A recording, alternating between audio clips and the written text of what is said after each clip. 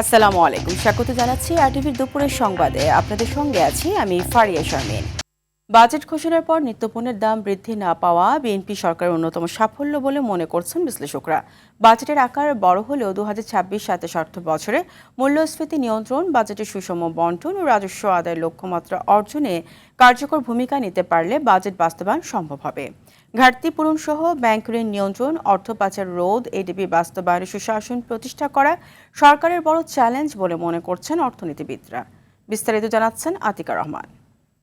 মন্ত্রী, আপনি 2026-27 অর্থ বছরের জন্য 9,38,000 কোটি টাকার বাজেট পাশ করল বিএনপি সরকার। বিশ্লেষকরা বলছেন, বাজেটে শিক্ষা, স্বাস্থ্য খাত, সামাজিক সুরক্ষা ও মানব সম্পদ উন্নয়নে বরাদ্দ বৃদ্ধি ইতিবাচক। উৎপাদন বৃদ্ধি, ব্যবসায়ী সিন্ডিকেটের বিরুদ্ধে ব্যবস্থা ও নিত্যপণ্যের দাম সহনীয় রাখলে এবারের বাজেট সত্যিকার অর্থে জীবন বান্ধব হবে। দ্রব্যমূল্য কিভাবে কমানো যায়, আমি উৎপাদন কষ্টটা যদি কৃষকদের কমাতে পারতাম, আর সাপ্লাই চেনে আপনার যে অরাজকতা আছে এবং সেটা দেখেছেন যে হাত বদলের পরে বেড়ে যাচ্ছে, এবং সাধারণ মানুষ যখন বাজার থেকে জিনিসটা কিনছে তখন যে 3 গুণ 4 গুণ বেশি দামে কিনছে। বাজেট যেভাবেই হয়েছে বাস্তবায়নের ক্ষেত্রে এবং গভর্নেন্স ইস্যু যেটা আছে, সেটায় যে ভর্তুকিগুলো দেওয়া হচ্ছে, সেই ভর্তুকিগুলো যেন যাদের জন্য দেওয়া হচ্ছে সেটা মোটামুটি 100% না হলে 90% যেন সেই টার্গেটেড পিপলের কাছে যায়। অর্থনীতিবিদরা বললেন, সুশাসন প্রতিষ্ঠা, রাজস্ব আহরণে কঠোর অবস্থান, ঋণ খেলাপি ও অর্থ পাচার রোধে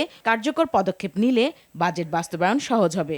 বিগত বাজেটগুলোর দিকেও যদি তাকান, তখন বাজেটের পরেই কেমন যেন সাধারণ জিনিসপত্রের দাম বৃদ্ধির একটা প্রবণতা থাকে।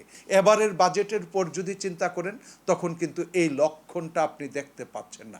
আমি মনে করি সরকারের জন্য এটা একটা শুভ সূচনা। মূল্যস্ফীতি যদি সরকার নিয়ন্ত্রণ করতে পারে, 9.42%কে যদি আমরা 7.5% আনতে পারি, সেটা অনেক রিলিফ দিবে, মুক্তি দিবে। জ্বালানি সংকটে কার্যকর ব্যবস্থা, বৈদেশিক ঋণ নির্ভরতা কমানো ও বাস্তবসম্মত মুদ্রানীতি প্রণয়ন না করলে এবং মূল্যস্ফীতি লক্ষ্যমাত্রা 7.5 অর্জন না করলে অর্থনৈতিক ঝুঁকি তৈরি হবে। সরকার ইতিমধ্যে এই বাজেটের জন্য $3.1 বিলিয়ন, যেটা ওয়ার্ল্ড ব্যাংক, IMF প্লাস হচ্ছে এডিবি, এদের কাছ থেকে অলরেডি পেয়েছে 38,000 কোটি টাকা। ভঙ্গুর অর্থনীতিকে যদি আপনি ঠিক করতে চান, রাষ্ট্র ব্যয় করতে হবে, সমষ্টিক চাহিদা বাড়াতে হবে। এই চাহিদা বৃদ্ধিটা উৎপাদন বাড়বে, তখন কস্ট ওভাররান এবং টাইম ওভাররান, এই দুটোকে যদি আমি মনে করি বর্তমান সরকার শক্ত হাতে হ্যান্ডেল করতে পারে, তাহলে দুর্নীতি এডিপি থেকে অনেকটাই লাঘব হবে। প্রত্যক্ষ সম্পদ কর ও মূল্য সংযোজন কর কাঠামো সহজীকরণ এবং দুর্নীতির লাগাম টেনে ধরলে ভঙ্গুর অর্থনীতি আলোর পথ দেখবে বলে অভিমত অর্থনীতিবিদদের। আতিকা রহমান, আরটিভি, ঢাকা। সদিচ্ছা আর আধুনিক প্রযুক্তির ব্যবহার না করার কারণেই সড়কে চিরচেনা ভোগান্তির স্থায়ী অবসান অসম্ভব হয়ে উঠছে। প্রযুক্তির ব্যবহার না করে সনাতন পদ্ধতিতে কাজ করায় ভোগান্তি বাড়ছে বলে মনে করেন সড়ক বিশেষজ্ঞরা। আইনের প্রয়োগ বৃদ্ধি করে সমন্বিতভাবে কাজ করার আহ্বান নগর পরিকল্পনাকারীদের। সড়ক খোঁড়াখুড়ি নিয়ে সাকিবুর রহমানের ধারাবাহিকের আজ শেষ পর্ব। ছবি তুলেছেন নাজমুল হোসেন সাইমন।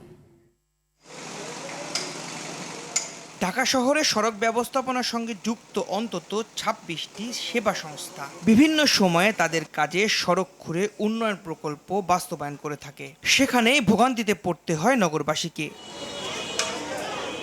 এই নরক যন্ত্রণা থেকে মুক্তির প্রথম এবং সবশেষ কার্যকর সমাধান হলো ইউটিলিটি টানেল বা কমন ডাক ব্যবস্থা, যা উন্নত বিশ্বে ব্যবহার করা হয়। যোগাযোগ বিশেষজ্ঞরা বলছেন, দেশে জিপিআর, মাইক্রো টানেলিং ও প্রিকাস্ট প্রযুক্তি ব্যবহারের মাধ্যমে ভোগান্তি কমাতে হবে। বিভিন্ন সংস্থার আগের যে কাজগুলো হয়েছে, কার যে লাইন কোন দিকে গেছে সেটাই আসলে আমরা নির্ধারণ করতে পারি না। ঢাকা শহরে এখন সবচাইতে যে জায়গাটা আমি মনে করি যে আসলে একটা বিনিয়োগের বিষয়, যে আমরা গ্রাউন্ড পেনিট্রেশন রাডার যেটা বলছি, এই রাডার দিয়ে পুরো ঢাকা শহরে একটা ম্যাপিং করে ফেলা উচিত। অনেক জায়গায় মাইক্রো টানেলিং করে ফেলতেছে, তাহলে আপনার রাস্তা যে ওপেন করা অর্থাৎ বড় অংশ কেটে ফেলা, সেই প্রয়োজনীয়তা তো অনেক জায়গায় হচ্ছে না। খরচের কথা চিন্তা করে এসব প্রযুক্তি ঠিকাদাররা ব্যবহার করে না বলে মত বুয়েটের এই সড়ক বিশেষজ্ঞের। কাস্ট ইন সিটু না করে প্রিকাস্ট, অর্থাৎ যে ধরনের কাজ হচ্ছে এলিমেন্ট আছে সেটা মাঠে একদম ঢালাই না করে এটা প্রিকাজ করেও কিন্তু করা সম্ভব। তো ঠিকাদার অনেক সময় করতে চায় না, কারণ সেই খরচটা কিন্তু সে করতে যাচ্ছেন না, কিন্তু খরচ না করার ফলে আপনি কম্প্রোমাইজ করছেন জনভোগান্তির সাথে। নগর পরিকল্পনাকারীরা বলছেন সিটি কর্পোরেশনের সঙ্গে সমন্বয়ের অভাবের কারণেই এমন পরিস্থিতি, আর তার ফল ভোগ করতে হয় নগরবাসীকে। বর্ষাকালে যে কাজগুলো করা হচ্ছে সেই রাস্তাগুলো কিছুদিন পর আবার ভেঙে যাচ্ছে, তাহলে এটা একটা সাইকেলের মতো। আপনি সাইকেলটা শুরুই করছেন অন্যায় এবং দুর্নীতি দিয়ে, এবং সেটা যতদিন আছে কাজের মান খারাপ সহ আমাদের ভোগান্তি সহ সব কিছুর মধ্যেই কিন্তু একটা বড় প্রশ্ন। দিনের পর দিন এভাবে রাস্তা খুঁড়ে কাজ করায় জমা পানি থেকে বাড়তে পারে ডেঙ্গু। এজন্য সিটি কর্পোরেশনকেই দায় নিতে হবে বলে করেন নগরবিদরা। বর্ষা মৌসুমে যখন কাজ করবেন তখন তো অনেক জায়গাতেই কিন্তু জমা পানি তৈরি হয়, এবং জমা পানি তো ডেঙ্গুর প্রধানতম উৎপত্তি স্থল। তাহলে আমরা কেন, বছরে তো আরও 8-9 মাস আছে, তাহলে কেন আমরা বেছে বেছে বর্ষা মৌসুমে কাজটা আমরা করব? সাময়িক জোড়াতালির উন্নয়ন বাদ দিয়ে দীর্ঘমেয়াদী ও টেকসই পরিকল্পনায় পারে নগরবাসীকে আজীবন ভোগান্তি থেকে মুক্তি দিতে। সাকিবুর রহমান, RTV, ঢাকা। রাস্তাঘাট, গ্যাস, পানি ও ড্রেনেজ ব্যবস্থার টেকসই উন্নয়নের জন্য ঢাকা উত্তর সিটি কর্পোরেশন, ওয়াসা এবং তিতাসের ঊর্ধ্বতন কর্মকর্তাদের নিয়ে একটি সমন্বিত টিম গঠন করা হয়েছে বলে জানিয়েছেন স্থানীয় সরকার প্রতিমন্ত্রী মীর শাহ আলম। সকালে পশ্চিম শেওড়াপাড়ায় ডেঙ্গু প্রতিরোধ, পরিষ্কার পরিচ্ছন্নতা অভিযান সহ স্থানীয় নাগরিকদের সমস্যা দেখতে এসে তিনি এই কথা বলেন। এ সময় বিরোধী দলনেতা ডক্টর শফিকুর রহমান মানুষের দুর্ভোগ লাঘবে দ্রুত সাড়া দেয় এবং প্রশাসনিক টিম পাঠানোয় প্রধানমন্ত্রীর প্রতি গভীর কৃতজ্ঞতা প্রকাশ করেন। বলেন, সরকার আন্তরিকভাবে বিদ্যুৎ সমস্যা সমাধান করার চেষ্টা করছে। প্রধানমন্ত্রী যেহেতু আলাদা অনুশাসন জারি করেছেন, আমরা অগ্রাধিকার ভিত্তিতে এই নির্বাচন এলাকার পানির সমস্যা, গ্যাসের সমস্যা, রাস্তাঘাট, ড্রেনের যা করার প্রয়োজন আমরা করবো ইনশাআল্লাহ। সরকার আন্তরিকভাবে চেষ্টা করছে বিদ্যুৎ সমস্যার সমাধান করার জন্য। ওই সংসদের বিবৃতি বাদ দেন, বাস্তবতায় চলে যায়। সেটা আমাদের সবার সমস্যা, একদিনের না দীর্ঘদিনের তৈরি সমস্যা। 5 আগস্টের মধ্যে জুলাই জাদুঘর খুলে না দিলে জনগণই তা খুলে নেবে বলে হুঁশিয়ারি করেছেন এনসিপির আহ্বায়ক নাহিদ ইসলাম। এছাড়া জুলাই আহত ও নিহতের পরিবারগুলো এখন পর্যাপ্ত সহযোগিতা পাচ্ছে না বলে অভিযোগ করেন তিনি। জুলাই আন্দোলনের 2 বছর উপলক্ষে দেশ গড়তে জুলাই জাগরণ কর্মসূচির প্রথম দিনে রায়ের বাজারে জুলাই শহীদদের গণকবর জিয়ারত শেষে তারা এই কথা বলেন। নাহিদ বলেন, জুলাই গণ অভ্যুত্থানের আকাঙ্ক্ষা এবং গণভোটের রায় বাস্তবায়ন করে সরকারকে প্রমাণ করতে হবে তারা এর পক্ষে আছে।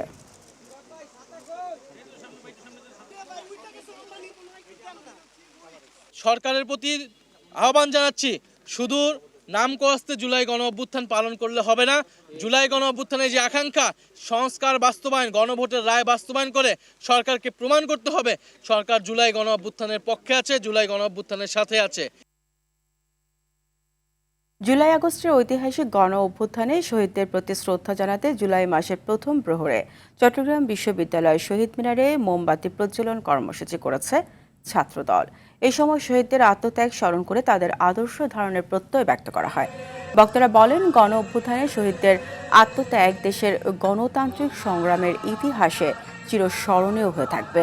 তাদের রক্তের বিনিময়ে অর্জিত অধিকার, গণতন্ত্র এবং মানুষের ভোটাধিকার প্রতিষ্ঠার আন্দোলনকে এগিয়ে নেওয়ার প্রত্যয় ব্যক্ত করেন তারা।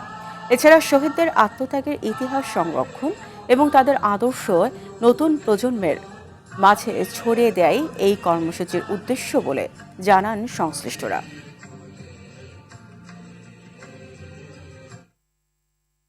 রাজধানী ঢাকার গুলশানের হোলি আর্টিজান বেকারিতে ভয়াবহ জঙ্গি হামলার 1 দশক আজ। 2016 সালের 1 জুলাই রাতের ওই হামলায় বিদেশি নাগরিক সহ 20 জন নিহত হন। হামলার পর জিম্মি পরিস্থিতির অবসানে কমান্ডো অভিযানে নিহত হন 5 জন, যাদের 90 জিএমবির সদস্য বলে উল্লেখ করা হয় তখন। মামলার বিচার শেষে 2019 সালের 27 নভেম্বর ঢাকার সন্ত্রাসবিরোধী বিশেষ ট্রাইব্যুনালে 7 আসামিকে মৃত্যুদণ্ড ও 50,000 টাকা করে জরিমানা করেন। পরে হাইকোর্টের রায় হলেও এখনও আপিল বিভাগের শুনানির অপেক্ষায় স্বজনহারারা। দেশের ইতিহাসে অন্যতম নৃশংস এই হামলায় 9 ইতালীয়, 7 জাপানি, 1 ভারতীয়, 1 বাংলাদেশি আমেরিকান দ্বৈত নাগরিক ও 2 জন বাংলাদেশিকে হত্যা করা হয়।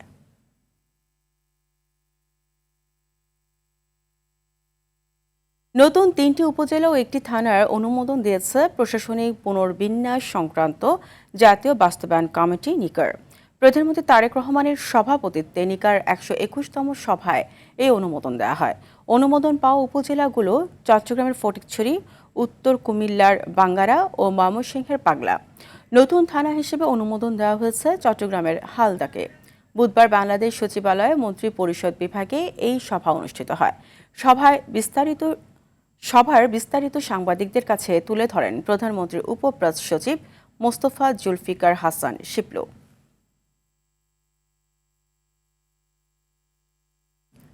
বর্তমান যুগে হাজার মাইলের সীমান্ত পাহারার চেয়েও সাইবার নিরাপত্তা গুরুত্বপূর্ণ বলে মন্তব্য করেছেন তথ্য ও সম্প্রচার মন্ত্রী জহিরুদ্দিন স্বপন।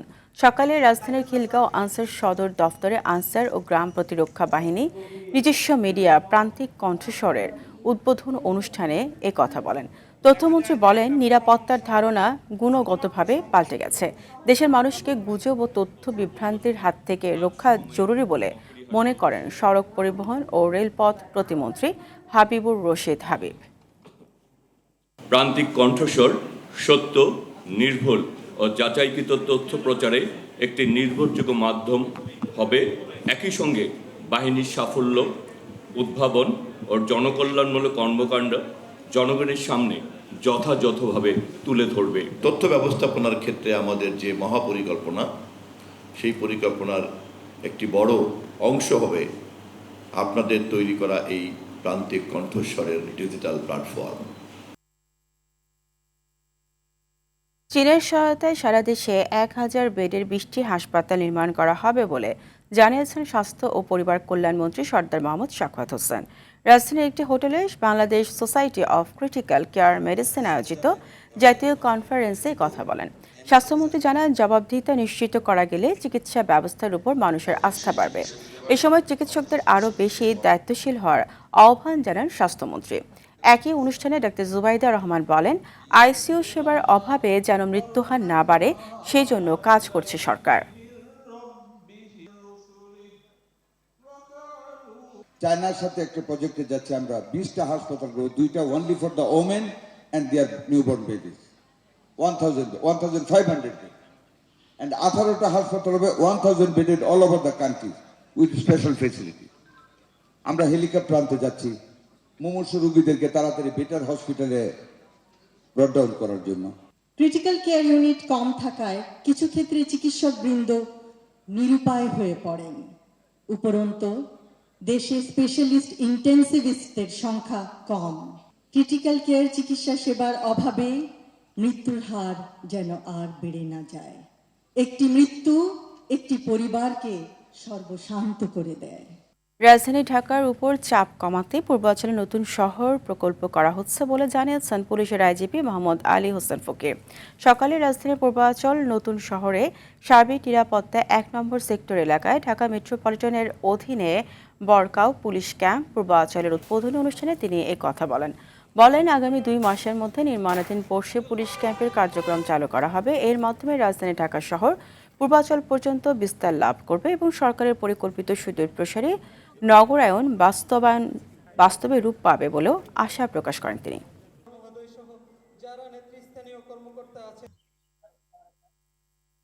আইন শৃঙ্খলা পরিস্থিতির উন্নতির লক্ষ্যে রাজধানী উন্নয়ন কর্তৃপক্ষের আওতাধীন পূর্বাঞ্চল নতুন শহর প্রকল্প এলাকায় ডিএমপির সর্বমোট 4টি থানা, 6টি তদন্ত কেন্দ্র, 2টি পুলিশ লাইন স্থাপনের জন্য সরকার কর্তৃক নীতিগত সিদ্ধান্ত গৃহীত হয়েছে। মানিকগঞ্জের দৌলতপুরে যমুনা ও কালীগঙ্গা নদীর পানি বাড়ার সাথে সাথেই শুরু হয়েছে তীব্র নদী ভাঙন। গত কয়েক সপ্তাহের ভাঙনে নদী গর্ভে বিলীন হয়েছে বিস্তীর্ণ ফসলি জমি ও বসতভিটা। তীব্র ঝুঁকির মুখে পড়েছে বিভিন্ন শিক্ষা প্রতিষ্ঠান ও সরকারি রাস্তাসহ বিস্তীর্ণ জনপদ। ভাঙন আতঙ্কে দিন পার করছেন স্থানীয় বাসিন্দারা। মানিকগঞ্জ দৌলতপুর সংবাদদাতা তথ্যচিত্রে জানাচ্ছেন লিওন আজাদ।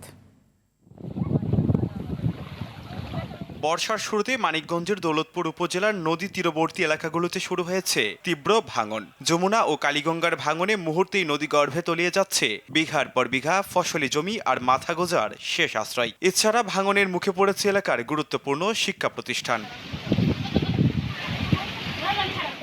স্থানীয়দের অভিযোগ, নদীর এক পাড়ে যখন তীব্র ভাঙনে মানুষের ঘরবাড়ি বিলীন হচ্ছে, অন্য পাড়ে তখন নিয়ম নীতির তোয়াক্কা না করেই চলছে অবৈধ বালু উত্তোলন। প্রশাসনের নিষেধাজ্ঞা সত্ত্বেও দিনরাত চলছে ড্রেজার দিয়ে বালু তোলা। এছাড়া সংকীর্ণ কালীগঙ্গা নদীতে অবাধে বাল্ক হেড চলায় তৈরি হওয়া তীব্র ঢেউ আছড়ে পড়ছে পাড়ে। এভাবেই নদীর গতিপথ পরিবর্তন সহ পাড় ধসে বিলীন হচ্ছে জনপদ। ড্রেজার চললে আবাদি জমি, ফসলি জমি ভাঙ্গা নদীতে চলে যাবো বা যাইতেছে। উপরস্থ কর্মকর্তার কাছে আমার এই অনুরোধ, আমার জমিতে ড্রেজার অথবা পাইপ সরাই নিয়ে যায়। পানি উন্নয়ন বোর্ড যদি অতি দ্রুত এই স্কুল জিও ব্যাগ ফেলা দিত নদীতে, তাহলে মনে হয় এই ছেলে মেয়েরা এই স্কুলে লেখাপড়া করতে ভালো অবস্থান সৃষ্টি করতে পারত।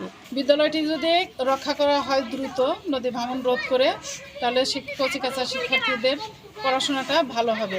নদী ভাঙন রোধে বড় প্রকল্পের পরিকল্পনা রয়েছে বলে জানান এই কর্মকর্তা। প্রতি বছরই কিছু কাজ করে থাকি জিও ব্যাগ এবং জিও টিউবের মাধ্যমে, এবং সেই আলোকে ভিত্তি করে আমরা অতি ঝুঁকিপূর্ণ স্থানগুলো চিহ্নিত করেছি এবং সেখানে আমরা অবশ্যই প্রয়োজনীয় পদক্ষেপ গ্রহণ করি এবং সেইগুলোর যেন নদীগর্ভে বিলীন না হয়ে যায় সেজন্য আমাদের ফিজিবিলিটি স্টাডি করে আমাদের বড় প্রকল্প গ্রহণ করতে হবে। তবে নিঃস্ব হওয়া মানুষের দাবি কোনো সাময়িক ত্রাণ নয়, তারা চান ভাঙন রোধে স্থায়ী ও টেকসই বাঁধ। লিওন আজাদ, RTV। দুপুরের সংবাদ এ পর্যন্তই। জেলা সংবাদ বিকেল 4:45টায় দেখার আমন্ত্রণ রইল। ধন্যবাদ সবাইকে।